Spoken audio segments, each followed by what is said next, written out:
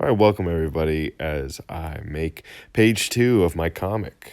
I'm working on a comic book, adapting a short story that I had published a few years ago and changing it into a fully analog comic book where I'm going to be penciling, inking, laying out, lettering, and all those things all on paper. And I'd love to bring you along with me.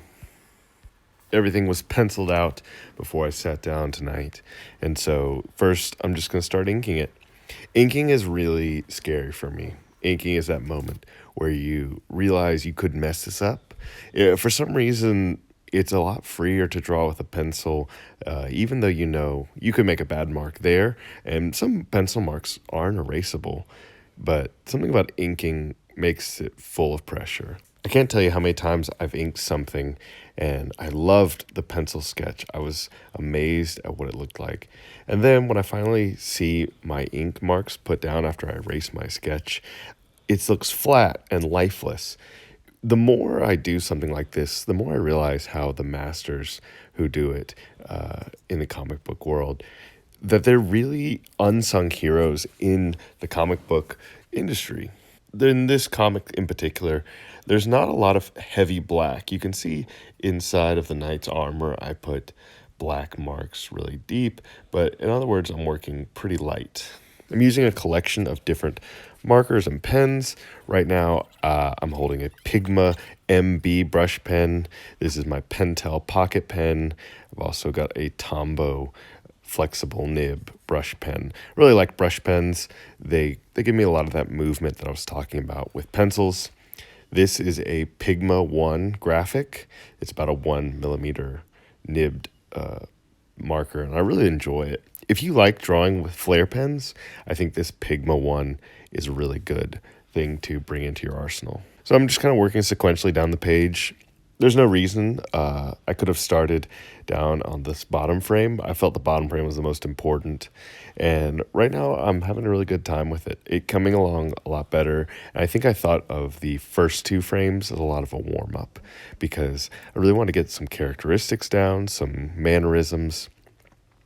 I'm using a an .05 Pigma Micron as well to fill this part out.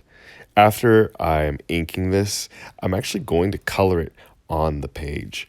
I didn't really think about waiting to color it digitally, but I wanted to make this comic totally analog. I wanted to make it on my desk, from outlining the paper, doing the pencils, doing the inks, doing the color, doing the letters.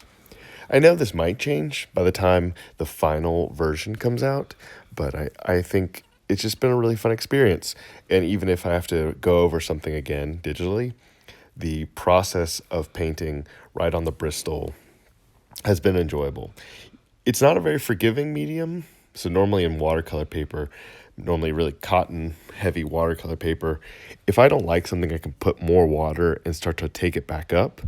But this Bristol doesn't really react that way. It doesn't soak into the paper as much as sit on the paper. And I work at an angle, so sometimes it slants down. But it helps me not worry about perfection while I'm doing this. In addition to watercolor paints, I'm using an ink and wash, or a washable, water-soluble pencils. I have a graphite one for some brick textures, some of the armor. I have my colored pencils that are water-soluble as well to come in, and certain ones for skin tones, a lot of skin tones. I didn't want to mix a certain color, and I had a watercolor pencil I really liked. Now for the lettering, I wanted to do every lettering in scroll, and so I'm making a very, very thin wash out of instant coffee and water. Really small amount of coffee, and I'm going to paint that into my scrolls. These are going to be my narration blocks. You can see I'm lettering it. I have a new technical pen that I'm trying out.